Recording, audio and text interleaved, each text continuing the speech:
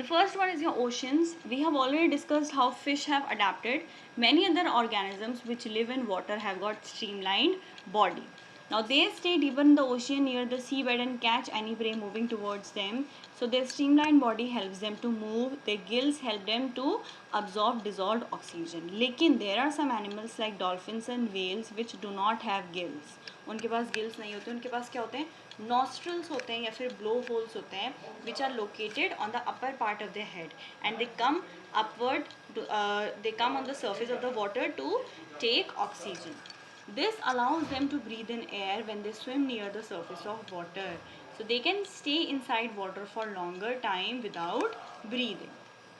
Okay, now what about ponds and lakes? Have you seen plants growing in ponds? Yes, there are. See, they have shown you in figure 9.9. they have shown you some plants. कुछ इसमें submerged है, कुछ इसमें totally submerged है, कुछ इसमें floating है. In terrestrial plants, roots normally play a very important function. However, in aquatic plants, roots are much reduced in size. क्या बोल रहा है वो, टेरेस्ट्रियल प्लांट्स जो होते हैं, जो लैंड प्लांट्स होते हैं, उनकी रूट्स को क्या करना होता है, एब्जॉर्ब करना होता है सॉइल के अंदर जाके वाटर. लेकिन एक्वेटिक प्लांट्स तो क्या है, पानी के अंदर ही है, तो उनको तो ज़्यादा लंबा होने की ज़रूरत ही नहीं है. तो रूट्स जो होती हैं एक्वेटिक प्लांट्स की बहुत छोटी हो जाती हैं और उनका मेन काम क्या होता है, सिर्फ प्लांट को होल्ड करना अपनी जगह पे. The stem of these plants are long, hollow and light. Some aquatic plants are submerged in water. Some of them have narrow and thin ribbon-like leaves. In some submerged plants, leaves are often highly divided so that they can.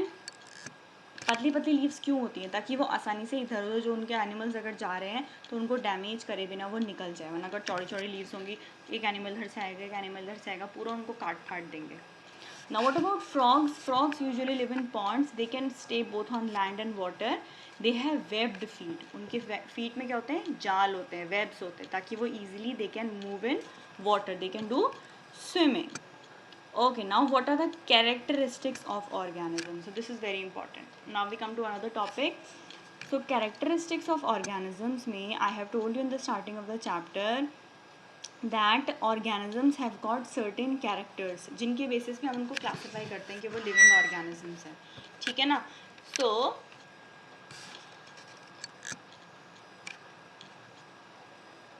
see, Paheli and Buju found a poem. See, this was the poem. What they are saying that how do we know that something is living? हमें कैसे पता चलेगा that something is living? Often it is not so easy to decide. Obviously, we are told that plants are living, but they do not move. हमें बोला जाता है कि plants जो है living नहीं है, लेकिन फिर भी वो move करते हैं. On the other hand, car or a bus is moving, लेकिन वो क्या है, living नहीं है, वो non-living है.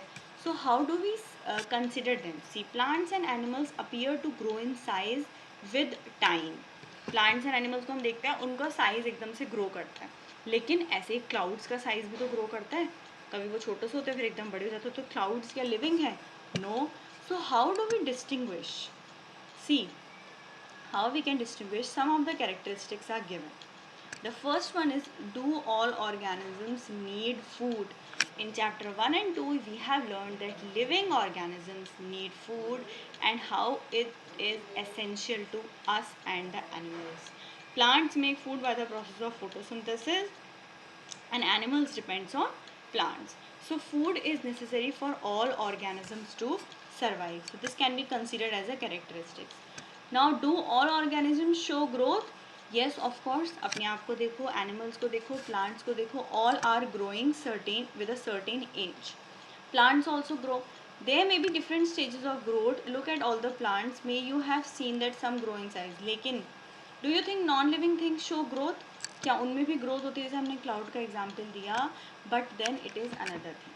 ठीक है, जो लिविंग थिंग्स होती हैं उनकी ग्रोथ अलग ही दिखाई देती है. आपकी बॉडी में जो ग्रोथ हो रही है अलग दिखाई देती है, एनिमल्स की ग्रोथ अलग दिखाई देती है, प्लांट्स की ग्रोथ अलग दिखाई देती है, and it also stops at a certain stage.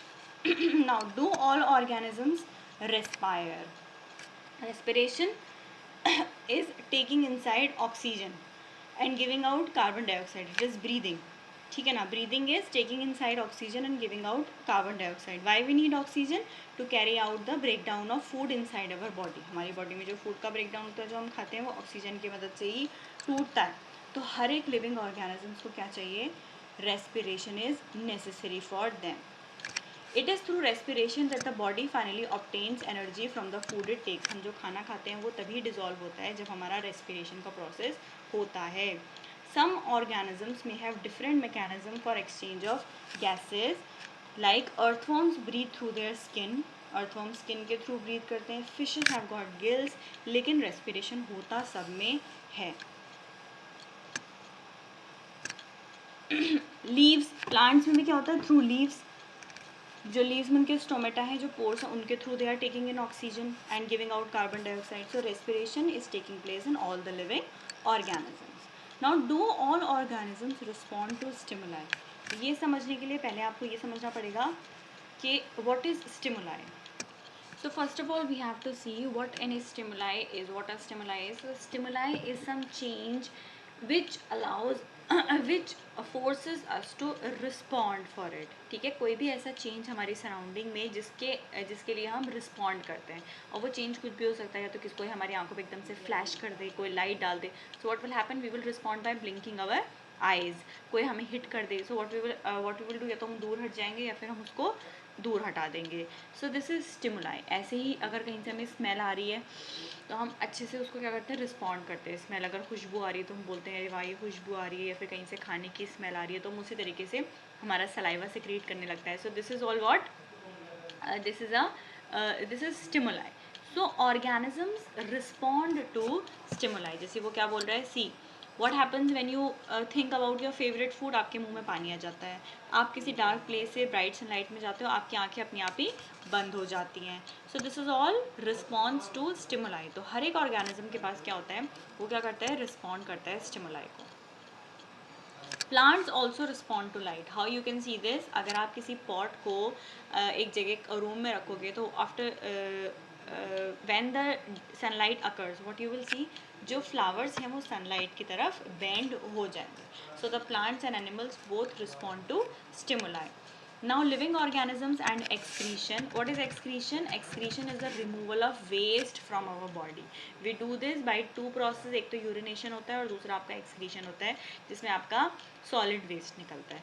So all organisms need food. लेकिन what happens to the food which is not utilized? हम तो बहुत सारा खाना खाते हैं. कुछ क्या होता है हमारे लिए यूज़फुल होता है, वो हमारी बॉडी में यूटिलाइज हो जाता है. कुछ ऐसा होता है जो हमारे लिए हार्मफुल होता है, वो हमारी बॉडी से बाहर निकल जाता है. That process of getting rid of waste is known as excretion. So do plants also excrete? Yes of course. वो भी क्या करते हैं? अपने वेस्ट प्रोडक्ट को निकालते हैं. वो इस तरीके से करते हैं कि जो है अपने सिक्रीशंस में निकाल देते हैं. वो भी सिक्रीट कर करके निकाल देते हैं. Another feature is your reproduction.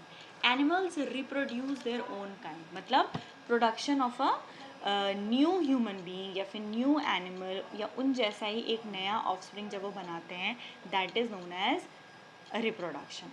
So every animal which is living organisms tend to reproduce its own kind.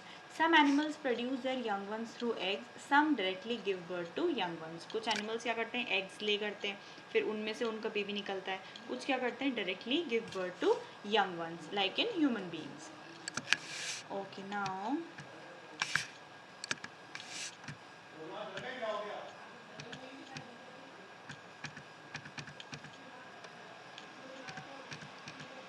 so now do all living organisms move? No. Not all living organisms move. लेकिन plants भी motion तो show करता है.